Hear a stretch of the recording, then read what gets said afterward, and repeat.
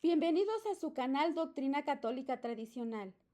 Muchas gracias por escuchar y por favor, no olvide darle like al video para que esta plataforma lo pueda recomendar a más personas.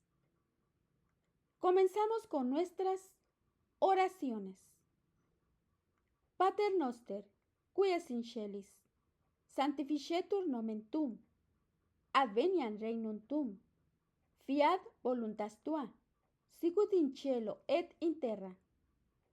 Panem nostrum quotidianum da nobis hodie, et dimitte nobis debita nostra, sicut nos dimittimus debitoribus nostris, et ne nos inducas in tentationem, sed libera nos a malo.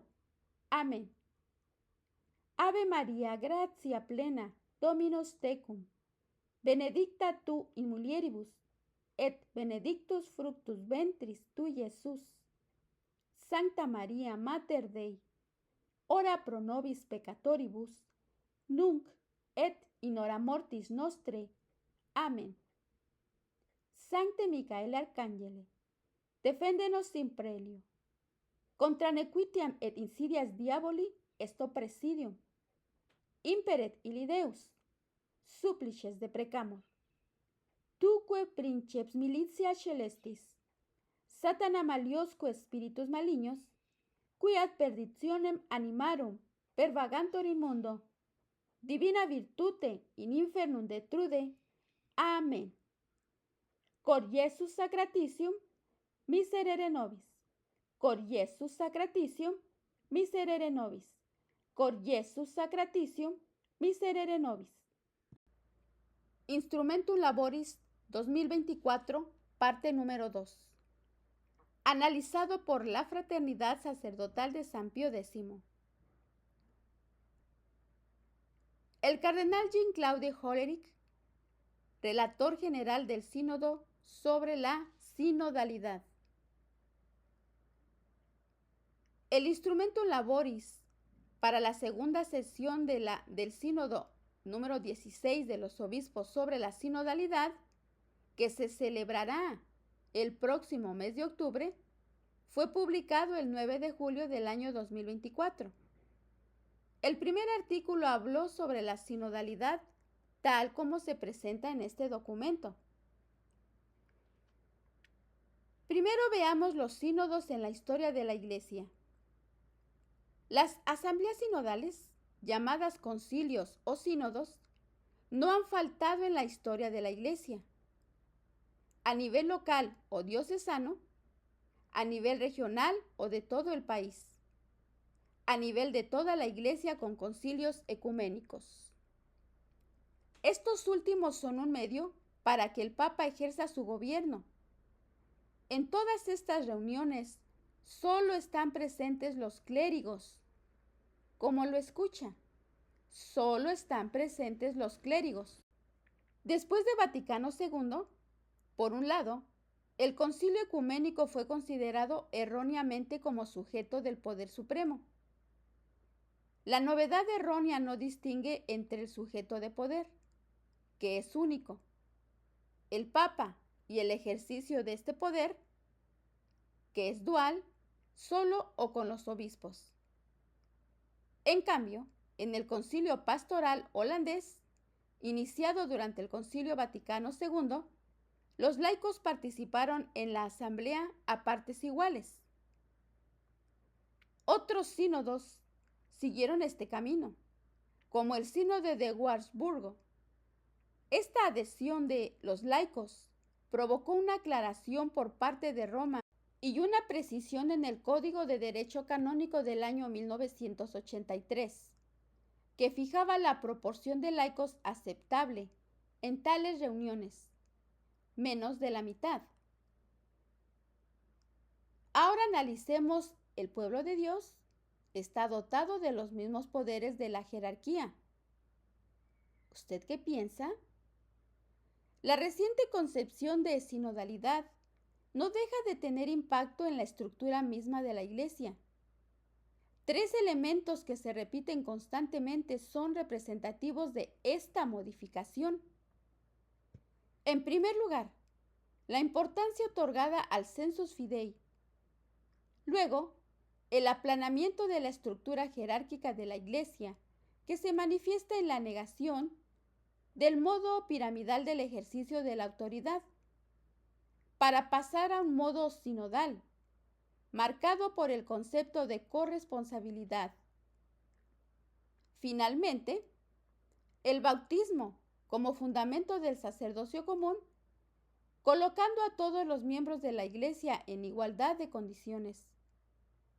Estas tres ideas están presentes en el texto de esta comisión, que describe, siguiendo al Papa Francisco, a la Iglesia como una pirámide invertida. Están incluidos. Estos tres elementos están coordinados. Debido a que la Iglesia sinodal incluye a todo el pueblo de Dios, estas tres ideas dan un relieve sorprendente a la imagen de la pirámide invertida, porque involucran a los laicos en los tres poderes de la jerarquía, de manera subversiva a la constitución divina de la Iglesia. Ahora hablemos del poder de la enseñanza. En el número 58, explica que esta tarea eclesial de discernimiento tiene sus raíces en el sensus fidei, animado por el Espíritu Santo, que puede ser descrito como el instinto o capacidad instintiva del pueblo de Dios, bajo la conducción de los pastores. El texto de Lumen Gentium 12 señala que el pueblo de Dios no se equivoca, aunque no encuentre las palabras para expresar su fe. En otras palabras, la infalibilidad de este sensus fidei en el pueblo de Dios no es causada por la enseñanza de la jerarquía. Por tanto, participa de su poder. En la doctrina tradicional, el sensus fidei se deriva de la doctrina predicada por la Iglesia docente, que son los obispos. Ahora hablemos del poder de jurisdicción. En el número 13, explica que el principio de corresponsabilidad debe guiar la colaboración entre todos los bautizados. Este principio se complementa con diversos mecanismos, como el de rendición de cuentas o el de transparencia, para fomentar el ejercicio de la corresponsabilidad al servicio de la misión común. Ahora veamos el poder de orden. En el número 37, recuerda que ningún ministro puede concebirse como un individuo aislado. Más bien debe concebirse como participante de los dones, es decir, los poderes de Cristo, con el pueblo de Dios que participa de esos mismos dones de Cristo en el sacerdocio común fundado en el bautismo. El principio es, pues, el sacerdocio común.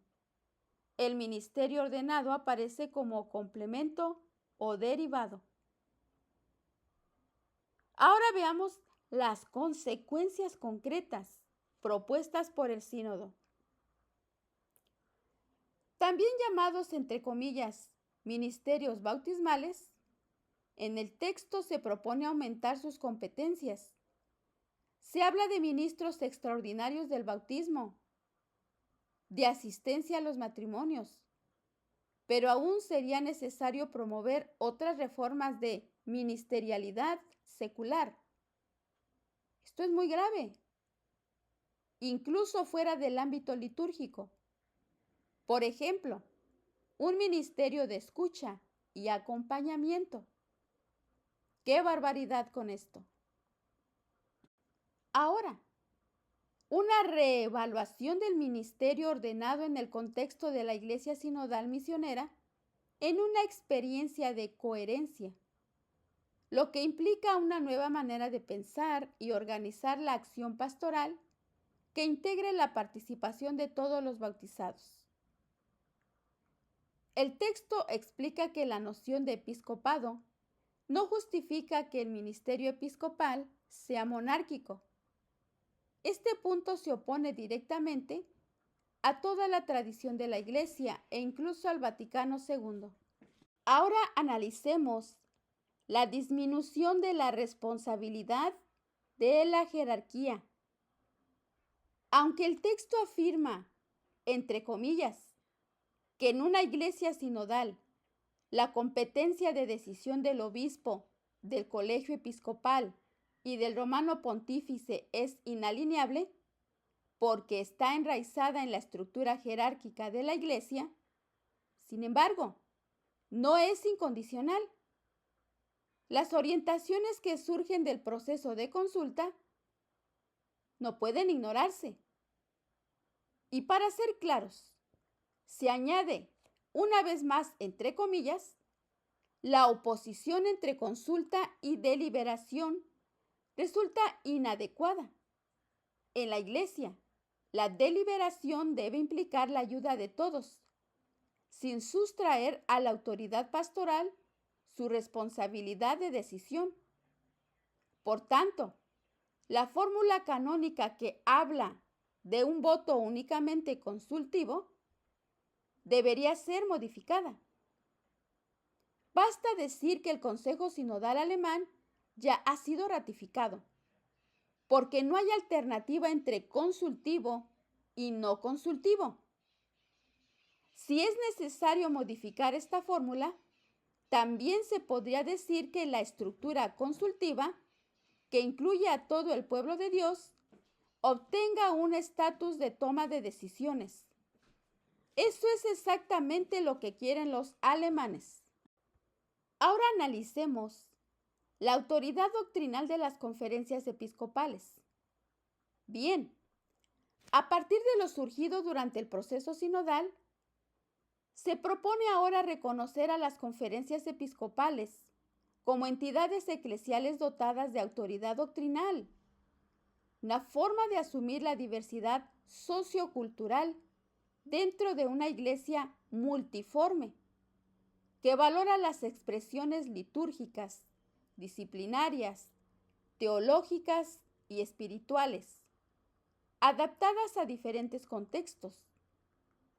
Aunque más adelante se especifica que se trataría de cuestiones que no afectan a la unidad de doctrina, de disciplina y de comunión de la Iglesia, actuando siempre con esta corresponsabilidad, es necesario recordar que la verdad es universal o no lo es. Por lo tanto, no se puede decidir de manera diferente en distintos lugares. Sería la balcanización de la Iglesia, la destrucción de su unidad. Ahora veamos el impulso ecuménico. Esta transformación sinodal se presenta también como fuerza motriz del ecumenismo. La sinodalidad constituye una condición previa para avanzar en el camino ecuménico hacia la unidad visible de todos los cristianos. Todas estas propuestas muestran un aplanamiento de la jerarquía católica y sus poderes, y una correspondiente elevación de los laicos, tal como lo oye, lo cual destruye profundamente la constitución divina de la Iglesia. La sinodalidad busca derribar la jerarquía establecida por derecho divino. Roguemos a la Santísima Virgen que interceda por esta gran necesidad de la Santa Iglesia Católica.